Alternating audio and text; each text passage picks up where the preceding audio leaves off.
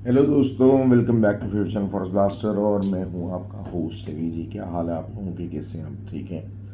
अच्छा जी, वीकेंड तो हमारा रहा जी परफेक्ट। क्यों? क्योंकि बीटीसी की ट्रेड थी और क्लियर एक बोला था 97,400 के नीचे नीचे जब तक है बीटीसी का रिमेन ऑन सेलिंग। और द मोमेंट बार बार 96 के ऊपर आया, एक ही बात कही, add your entry, add your entry. 96 के ऊपर जो भी था एरिया वो सेलिंग एरिया था, unless until we got the closing on the 90। और रिजल्ट आपके सामने कि मार्केट 93,800 तक मार्केट से मूव हुई है। तो आपके सामने 200 सवा 200 पिप्स अगर आपको वीकेंड के ऊपर मिल जाते हैं तो it is something a huge. और मैं आपको बार बार ये बात कर रहा हूँ कि हमारी कोशिश ये होती है कि बड़ा टीपी लगवाया जाए, बड़े रिजल्ट दिए जाएँ। ये छोटे चीने मीने रिजल्ट भाई हम लोग नहीं देते हैं।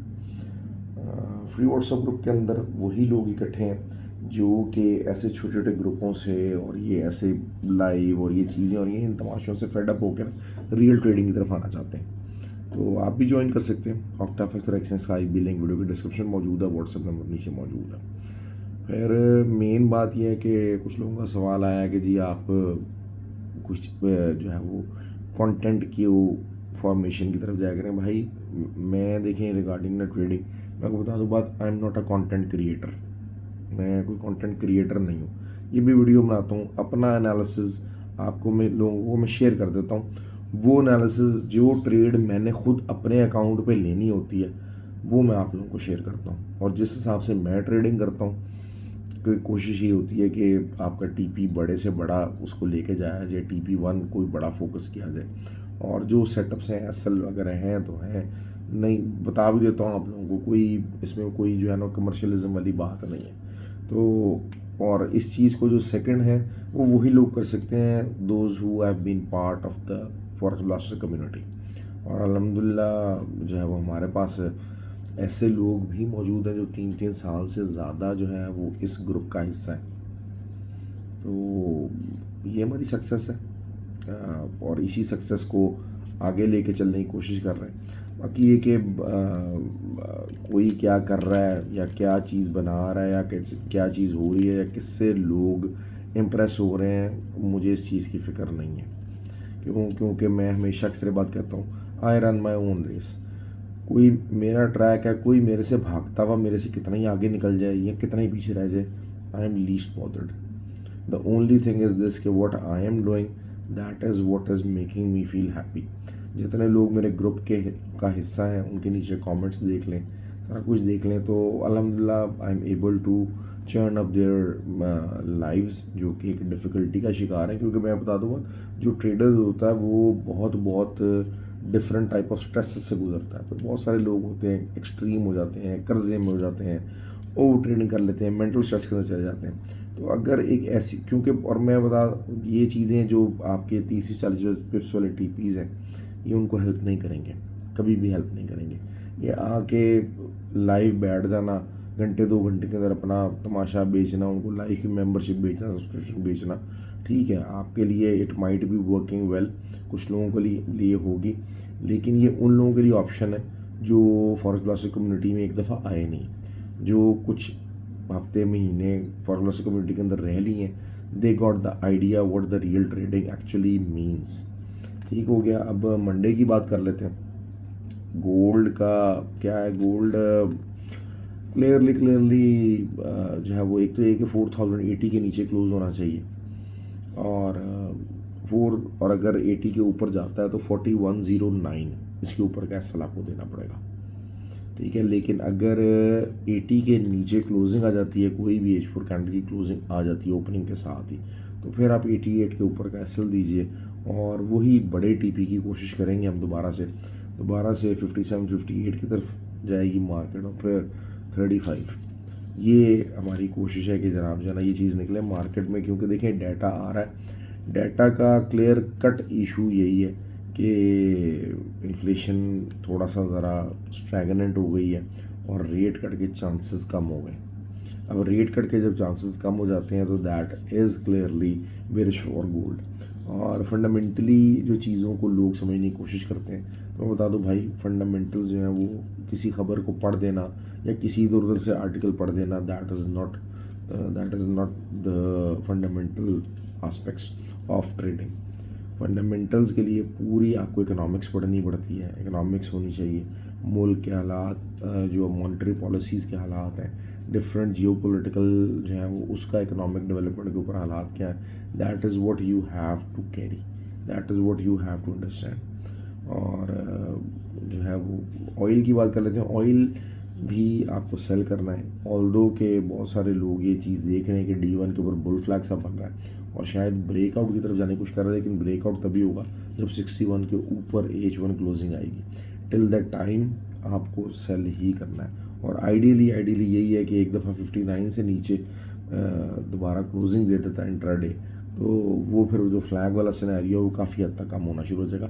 एटलीस्ट छोटे टाइम फ्रेम के अंदर वो जो दोबारा हमारे जो लेवल है 56 और 52 वगैरह की तरफ, वहाँ मार्केट जा सकती है और जाना चाहिए इसको। सिल्वर मेरा आपको पता है it has always been very favourite, और सिल्वर के ऊपर ट्रेड करना मुझे पसंद है। लोग नहीं करते हैं, लोगों की मर्ज़ी है। मैंने आपको बताया ना कि मेरी कोशिश होती है कि मैं आप लोगों को वो ट्रेड बताऊं जो मैंने अपने अकाउंट के ऊपर लेनी होती है। So that is how I operate actually.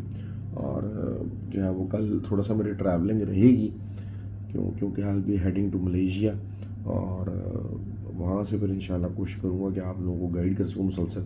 Monday वाले दिन मैं आपको हमेशा से बात कहता होता हूँ कि आपको जो है ना वो अर्ली जागना है। You have to give in the long hours, ये सबसे ज़्यादा इम्पॉर्टेंट है। आप अगर जल्दी नहीं जागोगे, आप अर्ली नहीं जागोगे, तो आपके लिए मुश्किल होगी, आपके लिए मसले होंगे, आप रिज़ल्ट नहीं ले सकोगे। मैं अक्सर ये बात कहता हूँ कि जो फाइनेंशियल डायनामिक्स है वो यूरोप और यूके से निकल के ना एशिया की तरफ शिफ्ट हो रहा है, और जो क्लियरली एविडेंट है, जिसकी वजह से कि आप देखें Asian session are getting more important day by day. और एशियन सेशन के अंदर चाहे मंडे हो चाहे जो सा भी दिन हो, एशियन सेशन के अंदर मूवमेंट काफ़ी ज़्यादा आ रही है और अच्छे पिप्स बन जाते हैं, अच्छा पैसा बन जाता है और आसानी रहती है। यूके सेशन थोड़ा बहुत लैकलस्टर्ड हो गया, डल हो गया, और ऑब्वियसली जी रिसेशन पूरी तरह तकरीबन एक तरह का हिट कर चुका है उनको। और फिर जो यूक्रेन और रशिया वॉर है उसने भी काफ़ी ज़्यादा परेशान किया, उसने भी काफ़ी जो इकोनॉमिक नंबर्स हैं वो यूके के और यूरोप के हिला के रखे। तो दैट इज़ वाई कि थोड़ा सा मूवमेंट कम है, और अमेरिका के अंदर तो बार US सेशन के अंदर तो है ही है चीज़ें।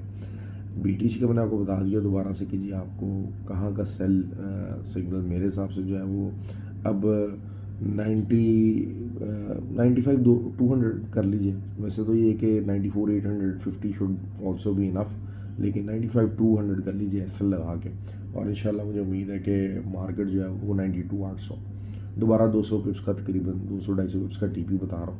आई एम प्रीटी होपफुल कि ये आ जाएगी। ऐसा नहीं है कि मार्केट ने सिर्फ नीचे जाना होता है, मार्केट ऊपर भी जाती है। मार्केट ऊपर की तरफ अप एंड डाउन करते हुए जनाब पूरी तरह से जब वो जाती है, तो उसी को देखें। सिल्वर बहरहाल ये कि ग्रुप के अंदर बताऊंगा क्योंकि सिल्वर के ऊपर लोग तो ट्रेड नहीं करते। नैस्डैक और यूएसटी को मैंने ऑलरेडी बताना बंद कर दिया। क्योंकि देखें, जो मैं आपको सिर्फ इतनी बात बता रहा हूँ कि हमेशा एक बात याद रखिएगा, जो रियल ट्रेडर होता है ना उसके लिए वॉलेटिलिटी बहुत इंपॉर्टेंट होती है, और वो वॉलेटिलिटी के पीछे भागता है।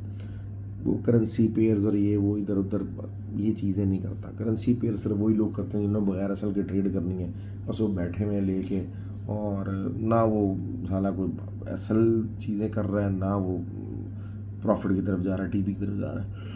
तो मैं पर्सनली जो है वो US30 नैस्डैक के ऊपर ही ट्रेड करता था, और मुझे वही पसंद है। लेकिन अब चूँकि गोल्ड ने भी जो है वो, क्योंकि आप देखें गोल्ड माजी के मुकाबले में $1600 आउंस और $2000 आउंस से निकल के जो है वो तकरीबन $4000 के ऊपर ट्रेड कर रहा है। तो दिस मीन्स कि वो डबल हो चुकी है, तो उसकी वॉलेटिलिटी को भी डबल होना है।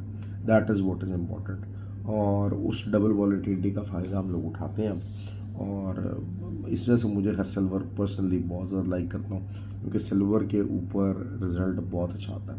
सिल्वर का लॉन्गर टर्म टारगेट मैंने आपको दिया हुआ है, लेकिन एक जो क्रिटिकल एरिया है वो 51.84 ये आपका बहुत इंपॉर्टेंट एरिया रहेगा सिल्वर का पूरे वीक के अंदर। अच्छा, मार्केट अगर इसको पेनिट्रेट भी कर जाती है लेकिन क्लोजिंग नहीं दे पाती, तो दिस स्टिल मीन्स कि हम इसी के ऊपर का ही एसएल लेके सेल करेंगे जो लंबी ट्रेड होल्ड करना चाह रहे हैं, जो कि 46.2 है। अगर वहाँ जाता है, हाँ अगर वंस अगर इसके ऊपर आगे क्लोजिंग आ जाएगी इंट्राडे तो फिर हमें चेंज करना पड़ेगा। इसी तरह जो गोल्ड की हम बात करते हैं तो 41.84 41.84 ये हमारा जो है वो गोल्ड का रहेगा एक कट ऑफ पॉइंट कि जी इसके बाद हम अगर ये आ जाएगा तो हमें सेलिंग छोड़नी पड़ेगी, हम टोटली बाइंग करनी पड़ेगी। ऑल्दो कि अभी भी जो बड़ा टाइम फ्रेम है इन वीकली का, डेली का गोल्ड उसमें बाय में ही है और जो है वो लेकिन चूँकि काफ़ी ज़्यादा जो है ना रगड़ा लग चुका है, ये बता दूँ आपको बात, काफ़ी रगड़ा लग चुका है और 3980 के अगर नीचे मांगे जाती है। अच्छा एक भाई ने मुझे कहा कि जी आप पहले 3350 का थे कमेंट उन्होंने किया, तो मैं आपको बता दूँ बात, मैं अभी भी इसी चीज़ पर स्टिक ऑन हूँ कि देखें जी गोल्ड ने अगर अपनी पूरी इस लेग को कंसोलिडेट करना है, इस रेंज को कंसोलिडेट करना है, वो रेंज क्या है, अभी रेंज कैसे बनती है, जब मार्केट एक रेजिस्टेंस को ब्रेकआउट करती है और उसके बाद रीटेस्ट कर लेती है और फिर हाई लगाती है तो वो रेंज बनती है, उसके अंदर ऑसिलेट होती है, सारा कुछ है। अब अगर जो है वो मार्केट 3350 को रीटेस्ट करके दोबारा एक ऑल टाइम हाई लगाई तो फिर हम ये कहेंगे हाँ यार 3350 एक रेंज बन गई है। अगर तो 3550 तक आता है तब भी मैं उसको जो है वो रेंज नहीं कहूँगा। क्योंकि प्रॉपर एक जो जब जहाँ से रिट्रेसमेंट मिली, जहाँ से मार्केट ने रुकने की कोशिश की, जिधर सेलर्स एंगेज हुए और जिधर प्रॉफिट बुक हुआ, वो एक एरिया है और वो हमारे पास 3350 का ही है। अगर वही बात है कि एरिया टू एरिया चलते हैं क्योंकि हम लोग इंट्राडे ट्रेड करते हैं, लेकिन एक लॉन्गर व्यू के मुताबिक मेरे हिसाब से यहाँ इस चीज़ को रीटेस्ट करना चाहिए। हाँ अगर वही बात है कोई ट्रम्प मर जाए, कोई फेडरल रिजर्व का जो है वो जो है पावल वो मर जाए या कोई रिज़ाइन हो जाए या कोई जंग लग जाए, उसका तो कोई भी जिम्मेदार नहीं है, उसकी खबर कोई भी नहीं ले सकता कि भाई हाँ जी कोई इस तरह का वाक़या होने लगा। लेकिन जो चार्ट बता रहे हैं मैं चार्ट में अपना एक्सपीरियंस शेयर कर रहा हूँ, वो चीज़ आपसे डिस्कस कर रहा हूँ कि मेरे हिसाब से अगर नॉर्मल चार्ट चलता है तो ये चीज़ होनी चाहिए और उसके बाद दोबारा गोल्ड अपना ऑल टाइम हाई लगा देता है। तो दिस मीन्स कि फॉर द फ्यूचर ईयर्स, क्योंकि देखें ये कुछ ऐसा नहीं है कि बस चीज़ आंखें बंद करके बढ़ती चली चली जानी है। तो हाँ ये ज़रूर हुआ है कि गोल्ड जो है वो जब ये 1900 से उठा तो बढ़ता चला गया। उसकी वजह यही है कि हम गोल्ड को तो कह रहे हैं कि जी इन्फ्लेशन को कवर करता है, इन्फ्लेशन को कवर करता है, लेकिन जब तक गोल्ड की प्राइसेस बढ़ेंगी नहीं इन्फ्लेशन कैसे कवर होगी, मुझे बताइए। कि अगर जो है वो आपकी सब चीज़ की प्राइसेस बढ़ रही है और gold is a hedge against the inflation, तो गोल्ड को भी अपनी प्राइस को बढ़ाना पड़ेगा, तभी इन्फ्लेशन कवर होगी ना, तभी पता लगेगा कि हाँ जी एक्चुअली मनी डिवैल्यू हो गई है। आप इस चीज़ को समझें कि गोल्ड जो फी आउंस $1600 मिलता था, कोक जो है वो 50 सेंट की मिलती थी, कोक $3 $3.5 की हो गई है। तो गोल्ड का यहाँ से डबल होना एक नेचुरल बनता है। क्योंकि डॉलर की वैल्यू के अंदर कमी आ चुकी है, dollar has lost its value, dollar से जो चीज़ें हैं वो अब कम ख़रीदी जाती हैं, सब की सब कम ख़रीदी जा रही हैं, तो गोल्ड भी तो फिर कम ख़रीदा जाना चाहिए ना, वो उस चीज़ को कवरेज कर रहा है। तो वो जो चीज़ है आप लोग उसको एक एबनॉर्मल और जो है वो उसको आप डिफरेंट तरह से जंग से रिसेशन से इधर से मूव कर रहे हैं, जबकि एक सिंपल सा जो है वो इन्फ्लेशन का इम्पैक्ट गोल्ड ने भी उठाया है, ये चीज़ है।